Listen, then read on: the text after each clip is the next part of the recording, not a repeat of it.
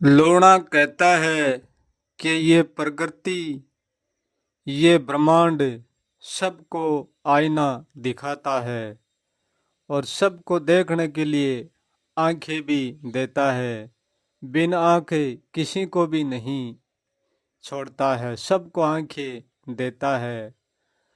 परंतु व्यक्ति जानबूझकर अपनी आंखें मूंद लेता है, बंद कर लेता है। तो इसमें इस ब्रह्मांड का कोई दोष नहीं है, प्रकृति का कोई दोष नहीं है। प्रकृति सबको आंखें देती है और देखने के लिए सब स्वतंत्र है, परंतु व्यक्ति स्वयं ही जानकर आंखें बंद कर लेता है।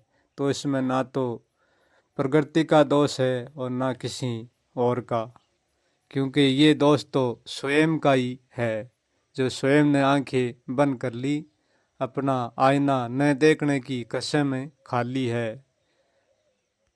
परंतु ये पूरा संसार आईने में देखकर भी आईने में नहीं देखता है।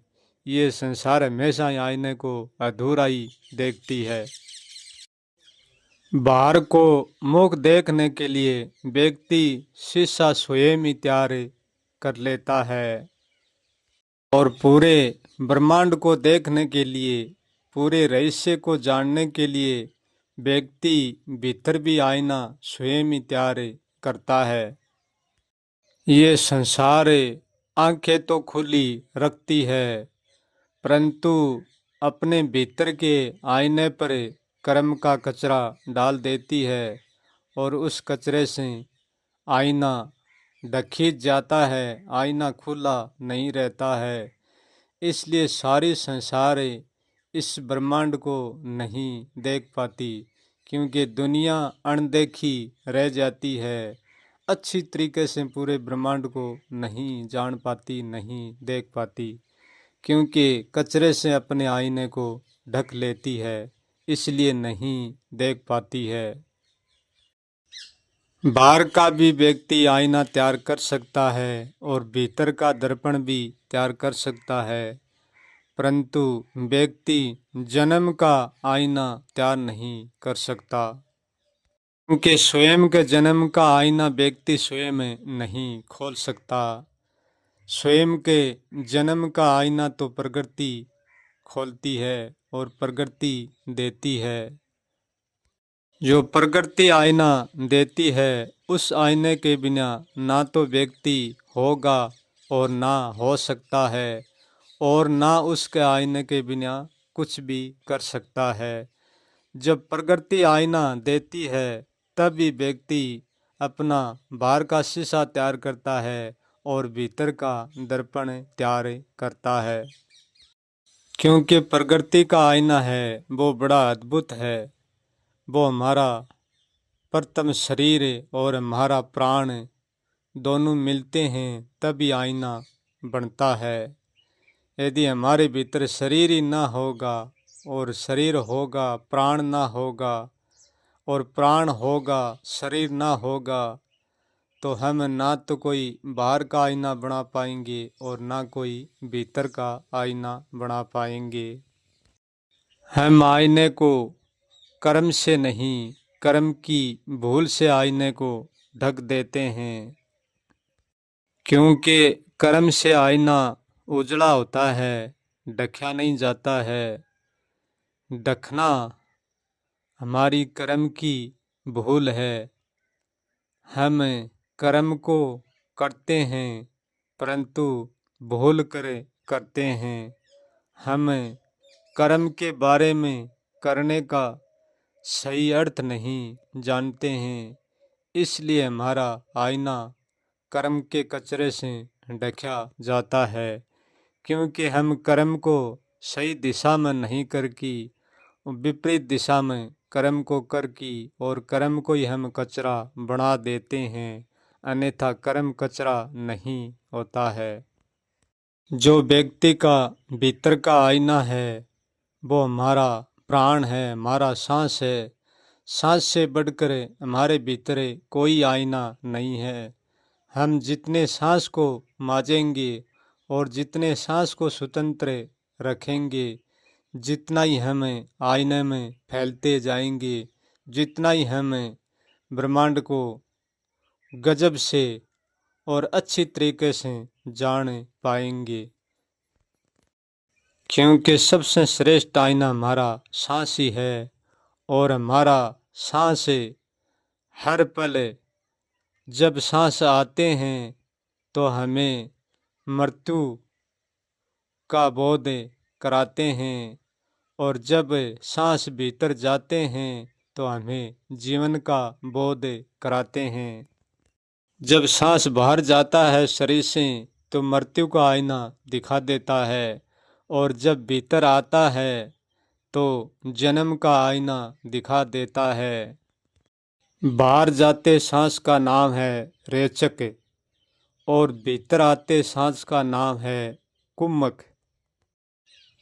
और रेचक और कुम्मक के बीच में एक गैप है, एक फैसला है, उसका नाम है पूरक।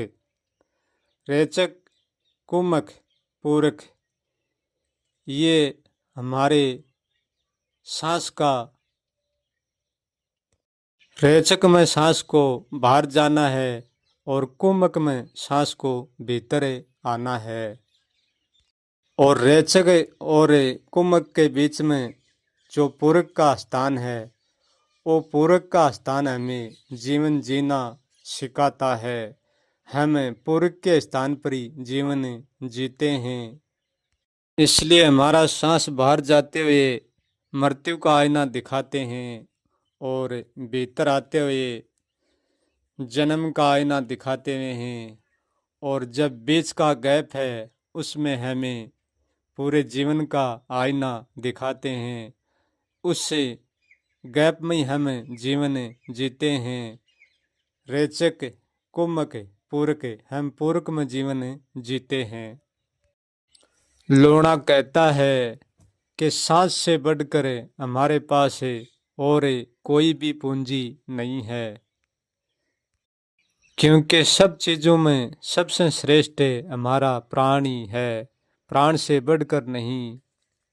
जो व्यक्ति रेचक, कुम्मक, पूरक करता है वो व्यक्ति अपने प्राण आईने को बिल्कुल अछूत रखता है, बिल्कुल साफ रखता है।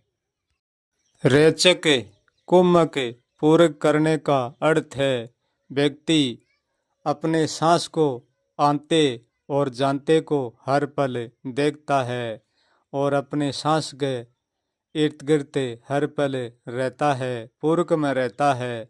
जो जहाँ सांस का गैप होता है, सांस का जहाँ सांस का आने का जाने के बीच में गैप होता है, उसका ही नाम है पूरक है। उसमें व्यक्ति ठहर करे अपने प्राण को आते को और जानते को देखता है, उसका ही नाम है रेचक, पूरक और कुम्मक करना।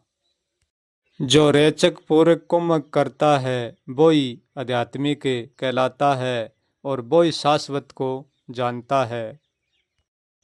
रेचक, कुम्मक, पूरक के द्वारा ही हमारा अनुभव का दर्पण तैयार होता है।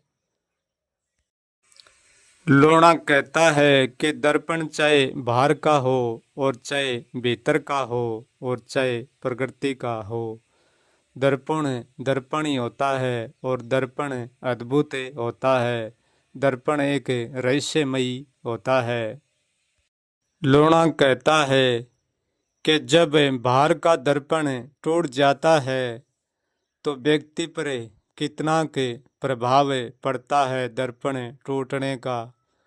और जब अनुभव का दर्पण टूट जाता है और प्राण का दर्पण टूट जाता है, तब व्यक्ति पर कितना के प्रभाव पड़ता है। चेहरा देखने वाला दर्पण तो साधारण होता है, परंतु जो भीतर का प्राण दर्पण है, अनुभव दर्पण है, वो असाधारण है, साधारण नहीं। जब बाहर का शीशा टूट जाता है तो व्यक्ति पर कोई असर नहीं पड़ता है, गहरा कोई घात नहीं पहुंचता है। बाहर का दर्पण जब तक कि सुरक्षित रहता है, वो अपने अस्तित्व में जुड़ा रहता है तब तक। ऐसे ही हमारा अनुभव का दर्पण है, वो पूरे ब्रह्मांड के आर पार भी देख सकता है। हमारे अनुभव का दर्पण सब कुछ देख लेता है, ब्रह्मांड से परे भी देख सकता है।